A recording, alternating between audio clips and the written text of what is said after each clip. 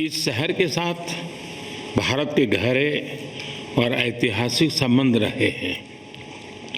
Kazan में भारत के नए कॉन्सुलेट के खुलने से ये संबंध और मजबूत होंगे। Ваше превосходительство, в первую очередь позвольте от всей души поблагодарить вас за вашу дружбу, за теплое и радушное гостеприимство. Отрадно, что мне посчастливилось, что я приехал в Казань, в такой прекрасный город, для того, чтобы участвовать в саммите БРИКС. Индия имеет глубокие исторические связи с этим городом. И после того, как откроется генконсульство Индии в этом городе, наши отношения еще крепнут. एक्सेलेंसी, पिछले 3 महीनों में मेरा 2 बार रूस आना हमारे करीबी समन्वय और गहरी मित्रता को दर्शाता है। जुलाई में मॉस्को में हुई हमारी एनुअल समिट से हर क्षेत्र में हमारे सहयोग को बल मिला है। Ваше превосходительство, это мой второй визит в Россию за последние 3 месяца, и это свидетельствует о тесной координации и крепкой дружбе между нашими странами.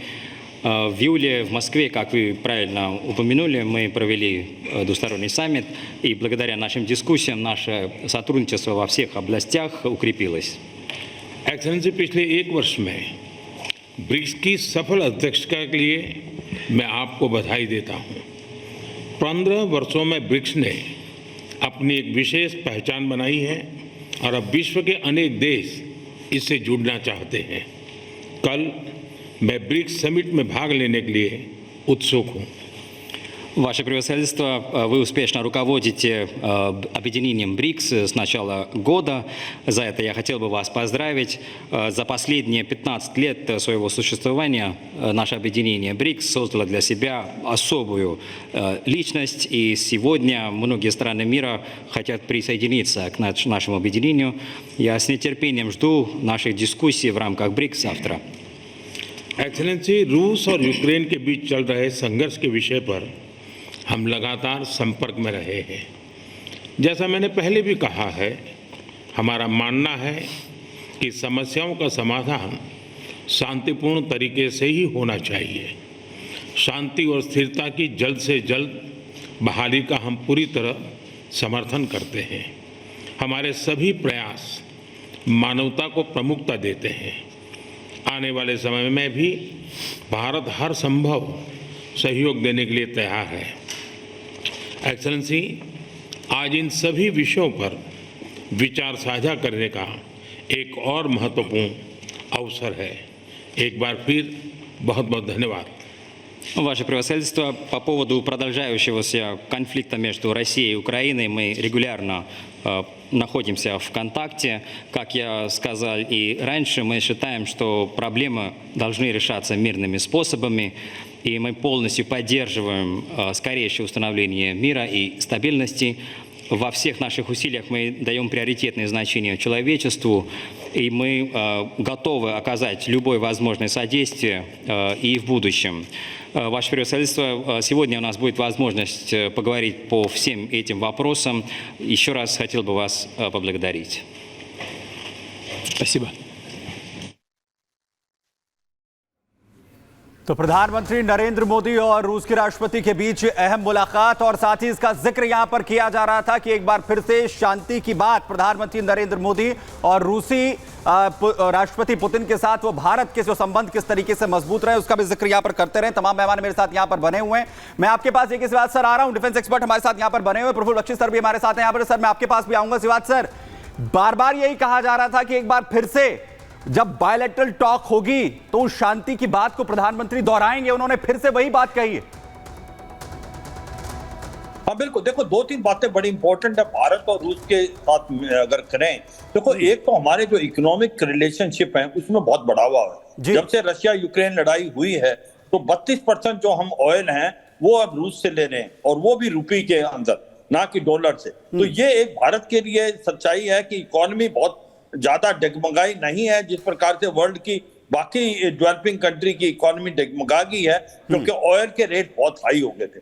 और इसके साथ साथ ये भी सच्चाई है, भारत एक ऐसा देश है जिसके रिलेशनशिप रूस से भी बहुत अच्छे हैं, अमेरिका से भी बड़े अच्छे हैं, यूक्रेन से भी और बाकी यूरोपियन कंट्री। और सच्चे मन से भारत एक प्रकार कोशिश कर सकता है कि कोई डायलॉग और डिप्लोमेसी से कोई ना कोई रशिया यूक्रेन लड़ाई का कोई हल निकले।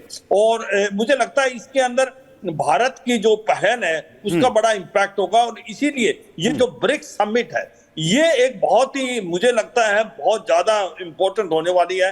इसमें 4 चीजें बड़ी इंपॉर्टेंट है। एक तो कहीं ना कहीं डी डॉलराइजेशन की बात होगी कि जो डॉलर एक प्रकार से करेंसी है उसके ऊपर कहीं ना कहीं उसके अलावा कैसे कार्रवाई हो सकती है वर्ल्ड में, वो बात है। दूसरा जो इकोनॉमी है ब्रिक्स की, उसके लिए जो करेंसी खुद की होनी चाहिए उसके ऊपर भी बहुत ज्यादा इंपॉर्टेंट बात है। इसे लेकर भी कहीं ना कहीं घबराहट जो है वो देखने को मिल रही है। अगर अमेरिका साइड की हम बात करें तो घबराहट है, डॉलर को कोई बड़ा झटका यहां पर लग सकता है, इस पर एक बड़ा फैसला लिया जा सकता है। लेकिन प्रधानमंत्री ने बड़ी बातें ब्रिक्स को लेकर कही, जिस तरीके से यह प्लेटफॉर्म लगातार ग्रो कर रहा है, बाकी देश जो है वो इसके साथ जुड़ने की कोशिश कर रहे हैं। साथ ही रूस यूक्रेन संघर्ष को लेकर प्रधानमंत्री ने एक बार फिर से भारत का स्टैंड वही कहा कि हम शांति के पक्षधर हैं, एक टेबल पर आकर इस पर बात होनी चाहिए। प्रफुल्ल बख्शी सर भी हमारे साथ यहां पर बने हुए हैं, डिफेंस एक्सपर्ट।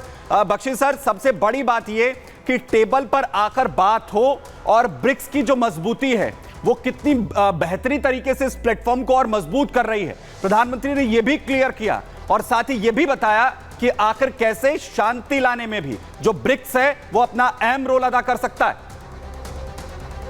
एब्सोल्युटली राइट, ये प्रधानमंत्री ने एब्सोल्युटली क्लियर कर दिया है। और जो सर्कमस्टांसेस अभी चले हैं, भारत उभरा है डेवलपिंग नेशंस का एक लीडर बनके, चाहे साउथ चाइना सी के लिटोरल स्टेट के अमंगस्ट हो, चाहे साउथ एशिया में, हर जगह। सबसे बड़ी बात यह है भारत की स्थिति वो है बिटवीन रशिया यूक्रेन और even middle east, between Iran Israel and Hamas and all those countries. Bharat की स्थिति इतनी रिस्पेक्टेबल है कि इस समय भारत प्रोटेक्टिंग स्टेट बन सकता है। प्रोटेक्टिंग स्टेट हिस्ट्री में वो कंट्रीज होती हैं जो 1897 से ये सिस्टम स्टार्ट हुआ है कि 2 लड़ने वाले देश आपस में अगर एग्री करें कि एक थर्ड कंट्री को लेंगे, नॉट यूनाइटेड नेशंस और anybody else, a third country जो उनकी पूरी सुलह कराएगा, पूरी शांति लाएगा, from point of view of disposal of POWs, disposal of immigrants, disposal of civilians।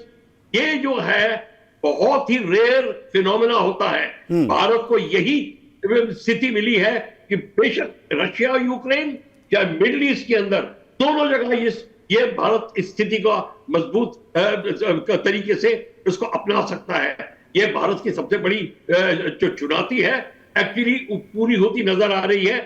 Actually इसको तो दोनों कंट्रीज अगर रिक्वेस्ट यहीं पे कर दे प्रधानमंत्री को, और ये हमने पहले भी बोला था, इनको एक फोरम चाहिए होगा जहां ये सब कंट्रीज मिले। अभी यूक्रेन नहीं है यहां पर फिर भी मैसेज जा सकता है और यूक्रेन और रशिया एग्री कर जाए तो प्रॉब्लम सॉल्व हो जाएगी। और